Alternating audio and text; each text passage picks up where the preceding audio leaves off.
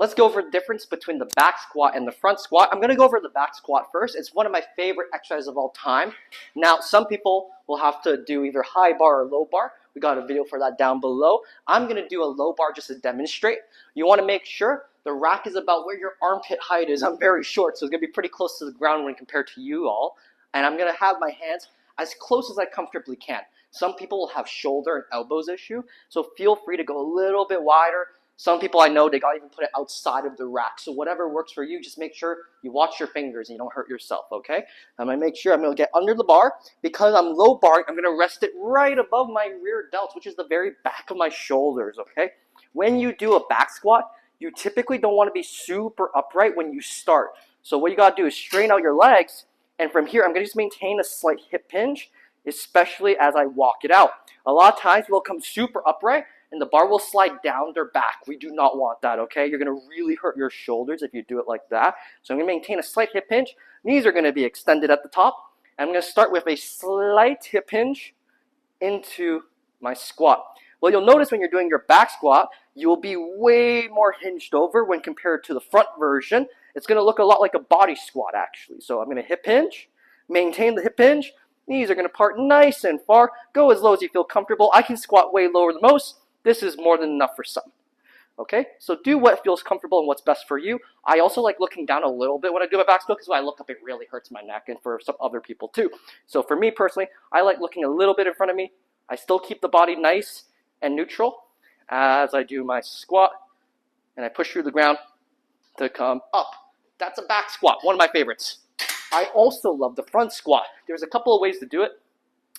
I'm going to show you the super nice proper way, which we call the front rack position, but I'll probably also have to show you the cross arm position, which is way easier to do. When you do your front rack, hands are going to be slightly wider than the smooth. So if you look at a barbell, usually there's parts that are rough, we call that the knurling, and then there's the smooth, which is we call smooth. So you're going to have your hand a little bit further from the smooth on the knurling, and if you can get a full grip, that's ideal. Some people might be able to get a couple of fingers, and I'm going to step under the bar, and I'm going to rest it on top of my collarbones. Yes, your collarbones is going to be right up against your throat. If you find it's pushing into your throat, you have to drive your chest nice and high up into what we call thoracic extension, okay? So if you can't do it, you might lack the mobility, so you might have to do a lot of exercise to get you into that position. But I'm going to make sure chest is nice and upright. I'm going to get it on my collarbone, and I'm going to squat from here. Big difference between the two lifts. This one, you barely hip hinge.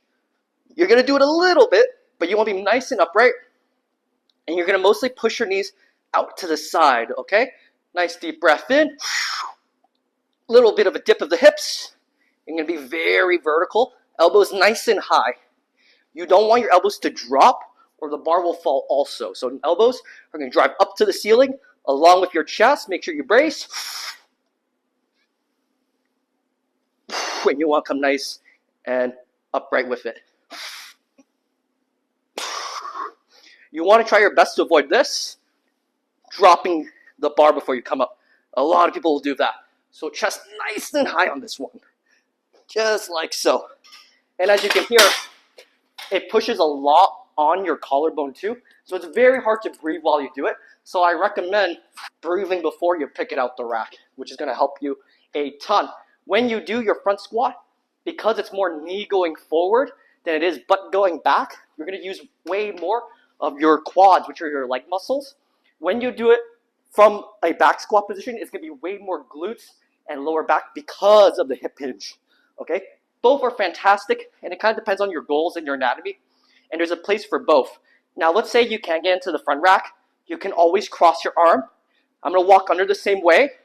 I'm going to take one hand, sandwich it on top of the other, like so. And this way also, same position, but just way easier on your mobility. I'm going to do it again. Deep breath in. And this is the cross arm position. Very simple. A lot easier, but it cannot transition to your Olympic lift. So your ceiling is a little limited when you do a crossed arm if you want to progress to the more difficult lifts, but otherwise very viable as well. Thank you guys for joining us. We'll see you next time.